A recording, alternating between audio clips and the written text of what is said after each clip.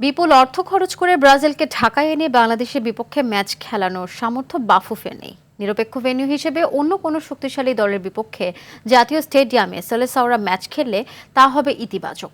বাংলাদেশ চায় ওই ম্যাচের মাধ্যমে আন্তর্জাতিক ভেন্যু হিসেবে বিশ্ব ফুটবলে আরও পরিচিত হোক জাতীয় স্টেডিয়াম। সেই সঙ্গে নিরপেক্ষ ভেন্যু হিসেবে ব্রাজিল অন্য কোনো দলের বিপক্ষে খেললে আর্থিকভাবেও লাভবান হবে বাফুফে। বিস্তারিত থাকছে মাহফুজুল ইসলামের রিপোর্টে।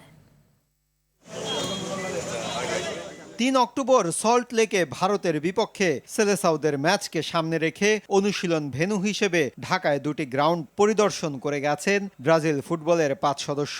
এরপরে খবর রটে ৬ অক্টোবর ঢাকায় বাংলাদেশের বিপক্ষে ম্যাচ খেলার প্রস্তাব দিয়েছে ৫ বারের বিশ্ব চ্যাম্পিয়নরা। এই ম্যাচের ভবিষ্যৎ বাস্তবতা নিয়ে এরই মধ্যে প্রশ্ন তুলেছেন যুব ও ক্রীড়া প্রতিমন্ত্রী। বাফুফেও চাইছে ভিন্ন কিছু।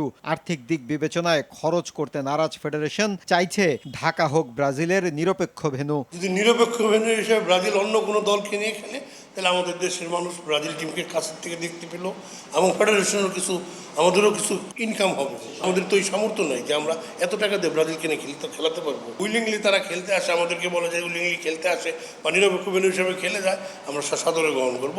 আসিয়ান কাপের ক্যাম্প শুরু বৃহস্পতিবার ২১ সেপ্টেম্বর থেকে ইন্দোনেশিয়ায়। টুর্নামেন্ট শুরুর আগে অন্তত দুটি প্রস্তুতি ম্যাচ খেলতে চায় বাংলাদেশ। যাওয়ার আগে আমরা চেষ্টা করব একটা দুটো ভালো ম্যাচ খেলার জন্য। কোথায় খেলা যায়, কি করা যায়, ওটা এখন পরিষ্কার কিছু না। আমাদের ন্যাশনাল টিম ম্যানেজমেন্ট কমিটির মিটিং আছে, মিটিংয়ে আমরা একটা সিদ্ধান্ত নেব এবং কোচের সাথে কথা বলার পর, প্র্যাকটিস শুরু করার পর কোচের মনোভাবটা নিয়ে আমরা চেষ্টা করব।